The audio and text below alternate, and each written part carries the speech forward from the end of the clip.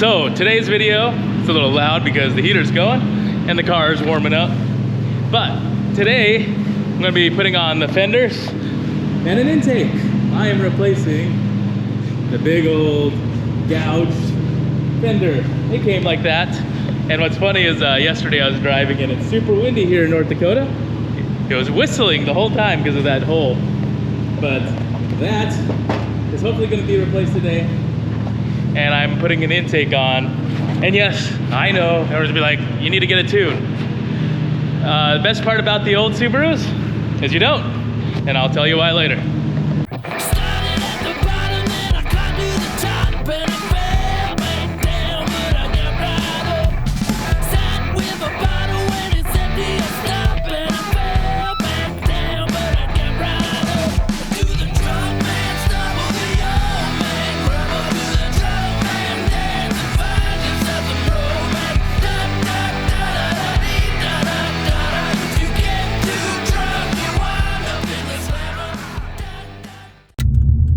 So here is a couple sound clips of what the stock intake box on the 2003 WRX sounds like. So if you guys wanted to know the two differences before we put the intake on, this is what the stock intake box sounds like.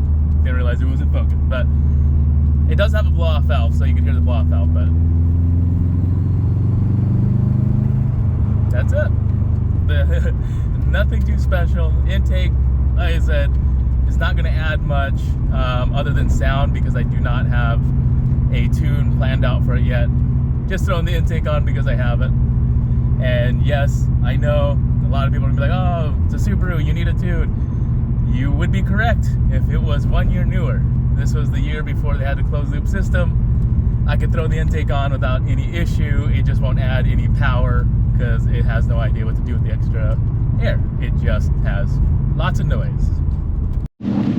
And before it gets too gassed up in here, I will do, everyone loves a rev up. Rev up for the boys, come on.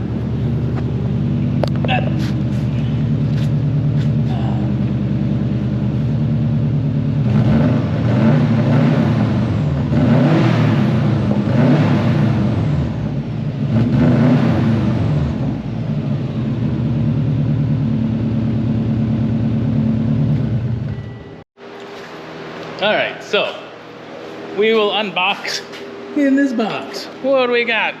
You guys know, because I already stated what's in the box. Because, you know, it is the intake for this WRX. You know, the one car I said I was never gonna mod. The one car I said I'm gonna keep stock because it's my daily driver. So here it is. My first mod already. It's an intake. So the guy who sold me the spacers and the what kind of bag did he send me? That's a fancy bag. I'm kind of curious. Pottery Barn. These are fancy bags. I'm gonna keep them. Holy crap. I left the car on too long. Oh, looks like Q's here. So people who don't know Q, his name's Quentin. Yeah, the purple Audi and an orange Veloster. Now those are just your LED wings. So this light comes on. Your projectors on both sides do not turn on. So you've been driving around with no headlight. I've passed a lot of cops too. So yeah. I mean, they probably pass with headlights, I guess. So not to mess with that. So, unfortunately, I didn't get much video of my buddy's Veloster. I was just trying to help him out, but he got most of it done. He had to pull off the bumper. But it turns out he thought that he was only missing one bulb or one light was out.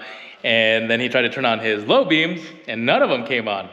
He legit had one light and it was the high beam. And he had his DRLs on the whole time. So I don't know for how long he's been running around with no lights. And he drives that thing all the time. So he's been lucky enough to not get pulled over. So He replaced his headlights, or one of them. So his low beams were out and his high beam. The filaments were blown out. So that's done. Unfortunately, I was going to work on the Subaru. Got the intake on. I'm gonna explain that. Couldn't do the fenders. So the fenders, I had to put back up there. They look cool. They're Duraflex ones, so they're not aluminum, you know, so they're not OEM.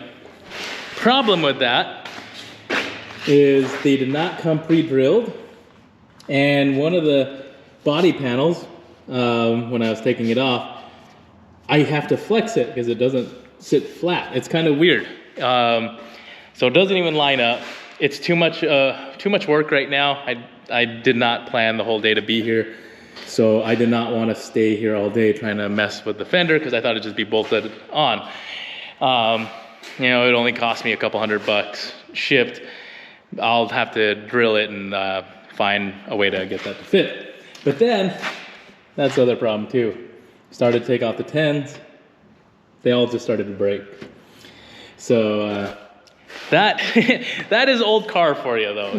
That's normal. Like, I started taking off bolts, all the bolts just snapped almost immediately. No effort, and they broke off. So, I'm gonna have to get some tools to get those out. Yes, I got plenty of tools, just not ones to take those out right now. They're at the house. But, got the intake on, so for some of you kids out there wanting to know, because it's kind of weird. So one thing, you kids are buying these cars now. It's 22 years old. Remember that. It's old. So things are gonna break. But if you guys want to know how to do an intake on this WRX, it's very easy. So you take off the 2 worm clamps, and then it's a 12 middle, it's 2 12s. So you got a 12 millimeter that's going to hold the air box. You got to take the air box cover off, take the filter out, and then you take the top cover of the filter box off. So you take the top box off, which is over there. You flop that over, and then there is a 12 millimeter that is holding it down. You take that off, there's a 12 on this side, and then there's a grommet that just kind of sticks into the side and you pull it out. Very easy. The cob box, so uses, you got to put that other 12 millimeter back in, use this 12 millimeter here that is attached to your ABS. Make sure to route your airflow sensor wire underneath the box, because I did not do that and then had to take the whole box out. So route your cable underneath, and then you got to use your 10 millimeter there and mount it together. Unfortunately, this is a used box, so the seller did not include those screws. So for you guys who want to know what that looks like, it actually looks good. I kind of need to find screws. I kind of want to put that on. It actually looks really good. I want to put the cob cover on there. Stay on there. It looks good. I'm actually excited. Now the question, I know some of you Subaru fanatics out there are overzealous and like to yell, "Yeah, you need a tune, it's going to break down." If you're not old enough to know, the 2003 WRXs, 2002, the older ones don't have a closed loop ECU system. What does that mean? You can run an intake blow-off valve without screwing up the entire system. The ECUs changed after this year, and then when they went to the Bugeye, so Bugeye to the Bugeye STIs, everything changed. The ECUs are more sensitive. You take off the intake, put on a blow-off valve, everything goes haywire because of the way they're designed. This one does not do that. I've been running that blow-off valve. Guess what? It runs just fine. Put on the intake, no check engine light. You know what's gonna happen? Nothing. Well, actually, it's just gonna make lots of noises. So all of you kids, I'm old enough to know, I know you guys are gonna be like, oh my gosh, I put an intake on, bolt on, exhaust. You're not gonna make any more power. A Toyota Camry is gonna beat you. You're just gonna make a lot of noise. So don't go try racing everybody just because your car makes more noise. You're gonna blow up your car. That's all that's gonna do, because it's not tuned. So it's not tuned. All it's gonna do is make more noise. I'm not gonna be able to take more advantage of the extra air. That's gonna just make more noise. Does not add any more power. So if you want more power, get a fuel system, get a tune, put bigger injectors, upgrade your fuel pump. You'll make more power. Get the tune done right. That's not gonna do anything. So here's the cob intake. Like I said, it's just all noise. Car feels exactly the same as it was. It just makes whooshy whooshy noise. See? Ooh. There you go. That is the difference between the stock intake and a cob intake. Just makes lots of noises. And no, I don't have a tune. Not yet. So yes, I do know exactly what I'm doing, and it's just gonna sound good. Also, I figured out what that was. That is a sensor that's on the downpipe. So this had gauges at some point that was mounted to the pillar. The pillar had one of those 3-pod gauges. So this had a boost gauge and air fuel ratio gauge. And for some of you guys, it does have a 3-inch exhaust, but it's actually quiet. It's not stupid loud. So that's why I kind of like driving this thing, because it's not obnoxious. I've had so many, it's so stupid. Like, why do you Subaru STI guys think, oh, hey, look, a 22-year-old WRX, that's beat the crap. I'm going to try racing them. Why? You know, these Subaru STIs pull up on me, they're sitting there revving at me, and every light they take off.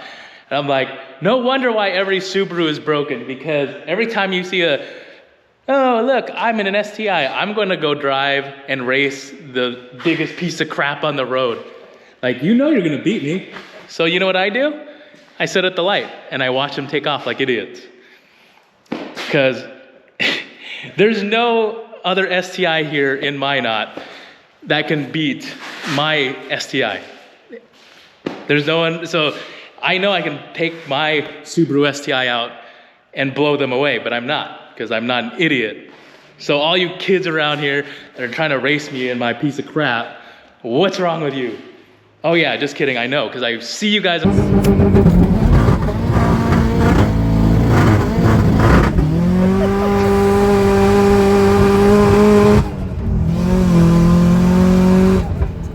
First time in the car and you break it? Yep. Damn. She's not happy. No. In the forums, oh, my car's making this ticking noise. What's wrong? What did I do? You know what you did wrong. You're being an idiot. So stop trying to race me in my 22-year-old car. So that is the Subaru.